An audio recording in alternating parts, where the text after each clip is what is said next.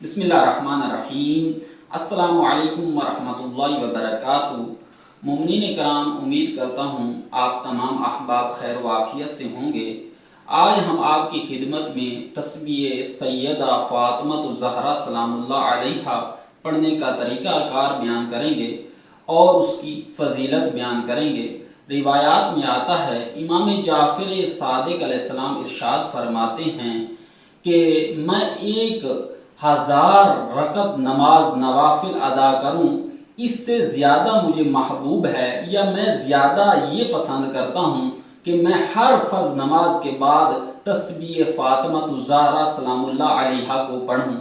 और दीगर रिवायात में भी आता है कि जो शख्स भी तस्बीह फ़ातिमा ज़हरा सलामुल्लाह अलैहा हर फ़र्ज़ नमाज के बाद पढ़ता है तो खुदावंद मुताल की ज़ात उसके तमाम गुनाह माफ़ कर देती है। और रिवायात में आता है कि इसको बहुत ही तवज्जो के साथ पढ़ना चाहिए कि आप जैसे ही फ़र्ज़ नमाज अदा करते हैं तो बजाय कि आप इधर उधर देखें, या यहाँ तक रिवायात में आता है कि आप दायां पाँव बाएं पाँव से उठाने से पहले तस्बीह फ़ातिमा ज़हरा सलामुल्लाह अलैहा पढ़ें तो उसकी ज़्यादा फजीलत है।